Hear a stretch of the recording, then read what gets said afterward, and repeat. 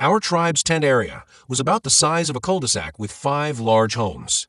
We lived in large old-fashioned tents that flapped open throughout the day.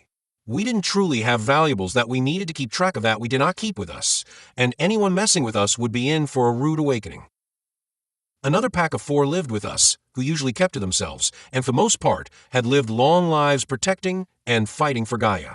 On rare occasions, they went out to do quests as the spirits required of them. Within a quarter mile, there was a river that fed a lake, which flowed away as well. It was prized territory, and we guarded it as best as we could. We got decently fresh water from the river feeding the lake, and there were fish in the lake. Anyone other than the tribe trying to fish the lake was rudely directed to go away.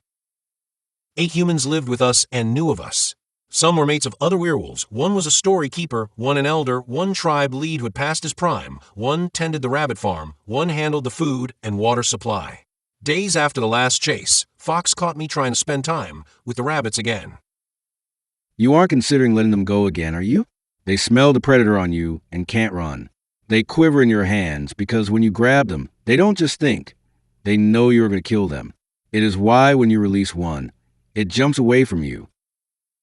Trying to help Fox see my side, I said, Alpha, I am almost as fragile as these little things here.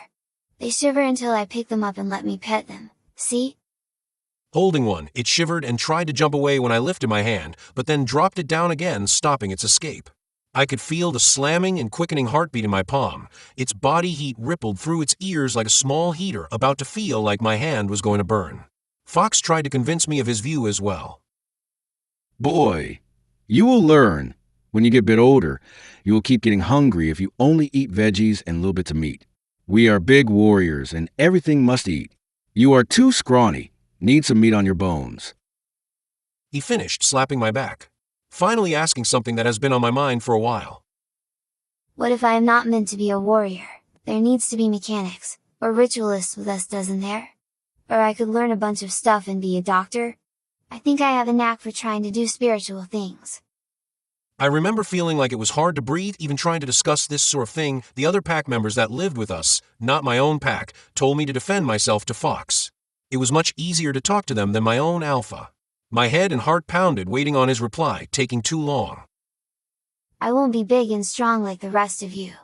Not to mention what the spirits named me, I'm worried. You still won't tell me what they named you, will you? From what I hear, when your pack mates were given our names during the ceremony, you were given yours and no one else could hear your name that they called you. No way, it was so mean I don't know what anyone else would say, even you. I think they whispered it to me on purpose, I don't know what to make of it. Not to mention, if BF and TS got a hold of that info, they'd never let me hear the end of it.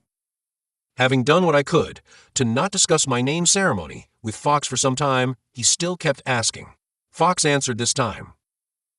That is part of what we are here to answer, what the spirits have in store for us, and it is up to me to teach you what it is that they mean.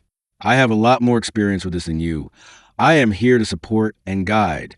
If you even whispered into my ear, I swear to Gaia herself that I will not tell another soul. You swear to me that what the spirits told me you will tell not another soul, including spirits?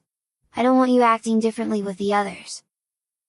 I swear, they must have told you something serious if you were so worried. Walking closer to Fox, I fidgeted more than the bunny in my hands.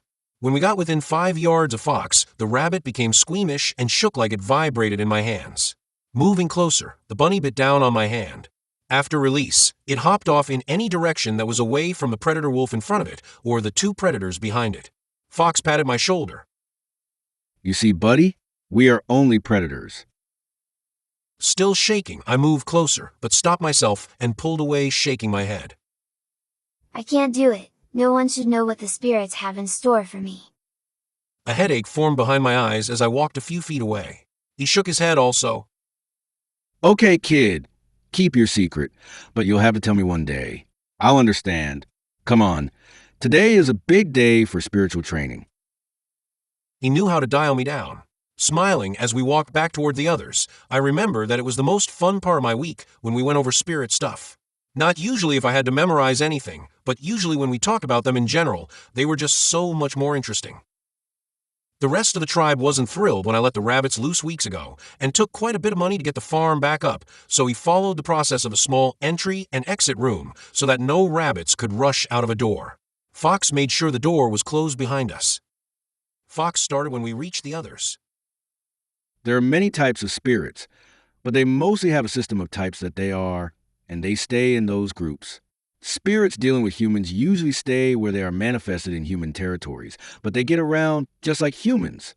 Nova spirits, which are the representation of modern innovation or tech, cars someone builds, repairs, or spends time lovingly caressing, are represented in the spirit realm. Humans, on extremely rare occasions, find themselves there.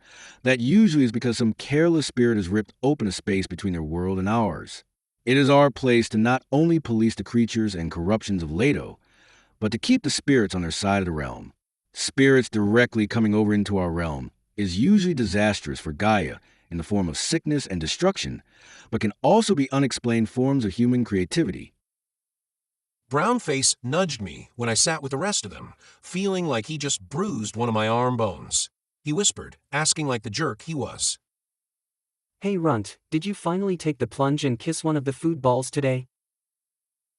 I nudged him back with my elbow, but he barely noticed it, chuckling over towards Tree Shredder, who probably didn't hear. They both looked up at Fox to try to play off the teasing. Fox continued when he saw we were all paying attention. That sort of thing is what the humans used to call a muse, but that is usually a spirit breaking through their realm to visit and break what should not be broken. Spirits in the same group, such as emotional spirits that represent anger, happiness, creativity, and energy, stay in the same group. A spirit of fire might be represented at an electricity plant to get hot to create human energy. Gas spirits have been more prevalent over the last few centuries due to humans finding it to use in their tools and cars. A spirit of water might be in our lake over there, and it could either keep you safe or, if it is angry, might try to drown you. I remember my stomach churning when he mentioned drowning. I almost did years ago. Even though the rest of the pack was watching, I nearly drowned, even though I was a decent swimmer.